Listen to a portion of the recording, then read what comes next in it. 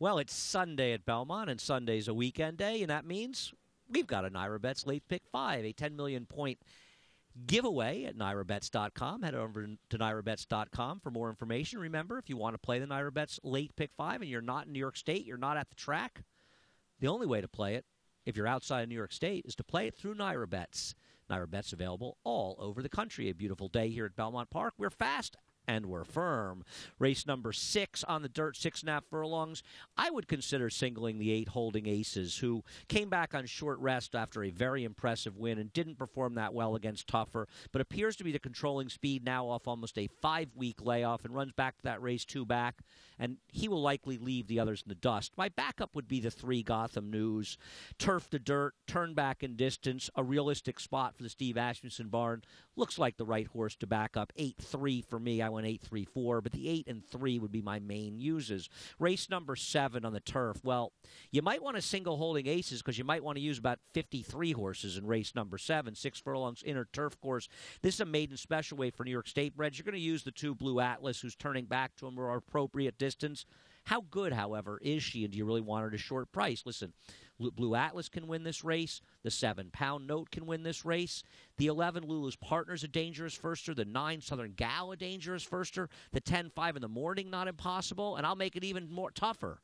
I like the 3 Unparalleled, who I think is going to be the controlling speed in this race. And last time out got caught up in a suicidal pace duel and really didn't even run that badly. I think that Unparalleled is a dangerous horse in here. So basically I've narrowed it down for you to the 2, the 3, the 7, the 9, the 10, 11.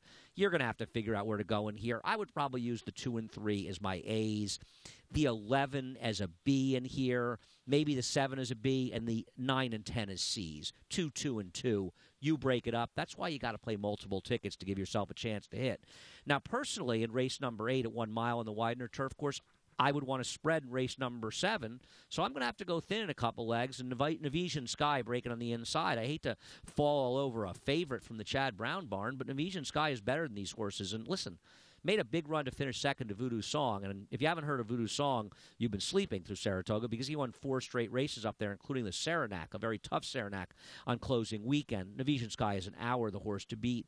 Converge claim from the Chad Brown barn is not impossible for Mark Hennig, as he ran very well despite sort of being a little bit rank early in the race. He's the other horse, but I'm going to lean heavily on the 2 Nevesian Sky. The 13 Uncle Si gets in, and he's far from impossible as well, but Nevesian Sky likely to take a lot of beating. Race number 9.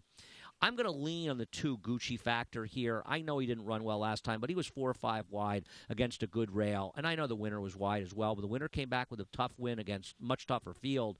If he can run close to his race 2 back, and maybe he just didn't run back to his He obviously didn't run back to his maiden win. He runs back to that maiden win 2 back. They cannot beat him in here. The backup is the 1A in this race, Heavy Metal. Now, you're stuck with the entry, but Heavy Metal's the other horse. He seems to have a propensity to finish second, 5 seconds, and 9 starts. I went 2-1A. The 5 Benevolence, not impossible if the race falls apart, but I'm going to lean heavily on Gucci Factor. The 8 Mission Command, not impossible off the layoff. Rui Rodriguez's numbers, however, off layoffs of over 250 days in the dirt, they're not very good. Now, race number 10, the reason you're going to want to go thin in races like the first leg, the third leg, and fourth is you're going to have to spread in the second leg, and you may very well have to spread in this last leg. I like the 12 Madam Ambassador. I think that maybe the layoff will help. The race last time wasn't that bad, and the cut back to 7 furlongs might be good. I'm definitely using 11, Nothing But a Smile, a firster for Mike Maker that has pedigree, a half of 2 turf winners. So the 11 and 12 are very much on my tickets. The 7, Forever Rising, is a throw-in off the claim for Rudy Rodriguez, getting Lasix claimed out of its debut, where the horse was wide after having a little bit of trouble in the race as well. I'm going 12, 11, 7, 3. You might want the 3 Holy, Holy, Holy in your tickets. I think 11 and 12 are my A's, and maybe the 3 and 7, some sort of B, B-minus type horses here. Go thin where you can go thin, but go deep where you have to go deep, and you'll have a shot to hit a NYRA Bets Late Pick 5. I think is a very interesting sequence, and the possibility of some prices in this sequence I think are fairly high. And remember, this NYRA Bets Late Pick 5, it's only available on weekends through the month of September. Go to NYRABets.com, play it through NYRA Bets, be eligible to participate in the 10 million point hit and split. NYRA Bets Late Pick 5, it's available all over New York State. Otherwise, out of New York State, you must play through NYRA Bets. Yet another reason to get involved with the best ADW. NYRABets.com for more information.